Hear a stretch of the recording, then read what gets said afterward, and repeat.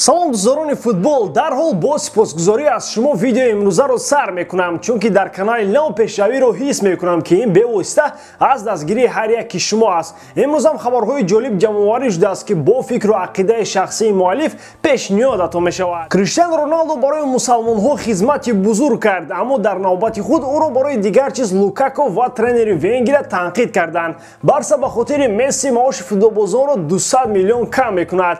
Дар хориҷ аз Англия ду футболбоз аст ки барои ба ватан баргардониданашон талош ба харҷ дода мешавад. Ҷейден Санчо хеле наздик аст ки ба топ дастаи Премер Лига пайваст гардад. Дар бораи ин хабарҳо пурратар гап мезанем. Барса маҷбур аст ки барои тамдид кардани шартнома бо Месси маоши дигар футболбозонро то 200 миллион евро қайчӣ кунад. Айни ҳол гуфтушунид бо намояндаи Месси ҷараён дорад ва интизор меравад ки дар рӯзои наздик дар бораи ба мувофиқа расидани ҳар ду ҷониб хабар диҳанд. Аммо ин барои Барса як мушкилии ҷиддиро эҷод мекунад ки ин рабт дорад ба вазъияти ноустувори молиявии онҳо. Ба иттилои маҷаллаи Rack One, Месси бо маоши баланд шартнома мебандад ва ин ба таҳввулоти ҷиддӣ оварда мерасонад. Дар Барса ба хулоса омаданд ки чанд тан аз бозингарони маоши калондоштаро фурӯшанд. Айни ҳол 110% даромади худро Барселона ба маоши бозингарон сарф мекунад. Аз рӯи қонуни молии фейрплей ин нишондиҳанда бояд аз 70% зиёд набошад. ҷолиб ин ки Месси дар қатори бозингарони маоши баланддошта дар зинаи аввал меистад. Барои тамдид намудани шартнома ба ӯ бояд якум худашро фурӯшанд. Аз сӯи дигар ин хабар шояд бофтаи журналистҳо ва одамоне ҳастанд ки Барселонаро ба ин рӯз оварда расониданд.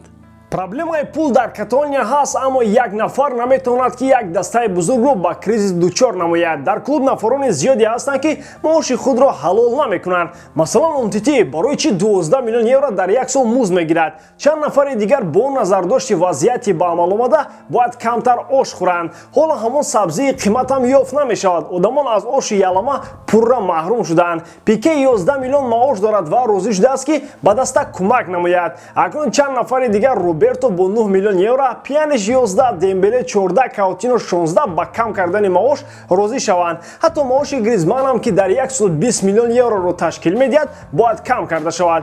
Кризисро ҳамин тавр бартараф кардан мумкин. Ҷейден Санчо хеле наздик аст ки ба дастаи Манчестер Юнайтед гузарад. Англисо бо ин ҳамватани худ шартномаи инфиродӣ имзо карданд ва Боруссия Дормундам розӣ шудааст ки бар ивази маблағи пешниҳоднамудаи Манчестер Ҷейден Санчоро раҳо кунанд. Ин ҷумлаҳоро Фабрицио Романо дар саҳифаи твиттери худ навишт ки ба ӯ бовар накардан намешавад. Наздикони Санчо гуфтаанд ки ин муомилот ҳатман амалӣ мегардад ва бозингари ҷавон расман ба дастаи Манчестер мегузарад. Дастаи Дормунд аз ҳисоби Санчо 95 миллион евро кор мекунад. Манчестер охир 85 миллион ва бонус пешниҳод карда буд, аммо Немисо 95 миллиони тоза талаб карданд. Ин дафъа Манчестер савдо накард ва ин маблағро ба ҳисоби дастаи шаҳри Дормунд гузаронд. Ин трансфери Юнайтед посух ба дастаи дигари ин шаҳр ва яке аз душманони онҳо Сити мебошад ки бо нархи 100 миллион евро Грилишро аз Астон Вилла харидорӣ карданд. Ин футболбоз ҳадафи Юнайтед буд, аммо ӯ ба ин маблағ намеарзад. Бигзор паспорти англисӣ дошта бошад ва дар дастаи нисбатан заиф лидер асту бо сарвари ӯ Астон Вилла Ливерпулро бо ҳисоби калони 7-2 шикаст дод. Аммо дар чунин шароит Манчестер наметавонист барои Грилиш 100 миллион евро пардохт намояд. Сити бошад чунин имкониятро дорад, ҳарчанд барои онҳо дар маркази майдон бозингар лозим нест. Акнун тасаввур мекунед ки барои Гвардиола шайхҳои араб 100 миллиони дигар сарф карда Харри Кейнро харидорӣ менамоянд. Премер Лигаи Англия дар мавсими оянда ҳам бояд хеле ҷолиб баргузор гардад. Криштиану Роналдо айни ҳол ситораи асосии ҷоми Аврупо ба ҳисоб меравад. Бо 5 гол дар ҷадвали нишонзанҳо ҳам дар ҷои аввал аст, аммо ин бисёртар душманони ӯро асабӣ кардааст. Дар як рӯзи гузашта 2 нафар ба дарвозаи хонаи Криштиану Роналдо санг партофтанд. Сармураббии тими мунтахаби Венгрия Маркос Росси гуфт ки Роналдо легендаи футбол аст, аммо баъзе рафтори ӯ аз мантиқ дур мебошад.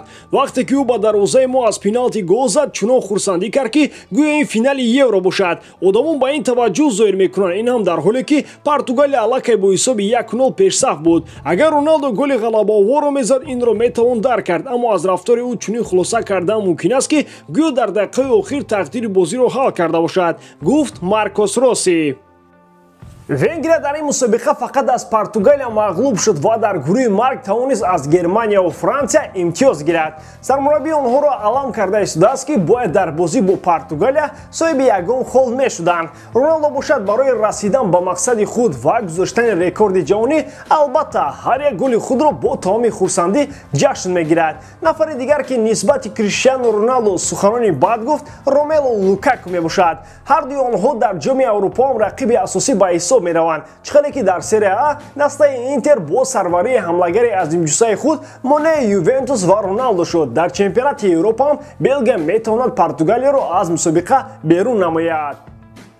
Лукаку гуфт ки ӯ мисли Роналдо фикри як худашро намекунад. Вай голи бисёр мезанад, лекин мо соҳиби скудето шудем. Барои ман ин чиз муҳимтар буд ва дар серия А чемпион шуданро ҳадафи худ қарор дода будам. Роналдо бошад аз ин хурсанд аст ки дар соли сеюм ниҳоят бомбардири мусобиқа шуд. Ман ба маҳорати ӯ шубҳа надорам, баръакс ба дриблинг ва зарбаҳои ӯ ҳавас мекунам, аммо ӯ ҳам аз зарбаҳои аниқ ва қуввату тавонои ман ҳасад мехӯрад, гуфт Лукаку. Ин суханҳо дар арафаи бозии Белгия ва Португалия метавонад ба ғазаби Роналдо гардад. Дар ин рақобат имконияти кадом тим зиёдтар аст? Андешаи худро дар бораи баҳси Лукаку ва Роналдо ва ҳам шанси тимҳои онҳо дар комментария нависед.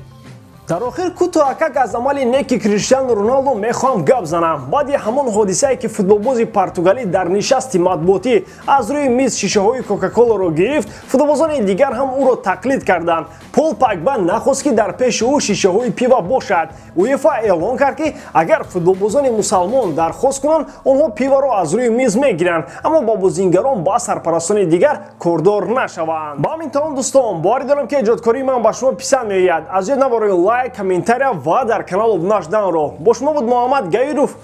Хай, дар паноҳи Аллоҳ.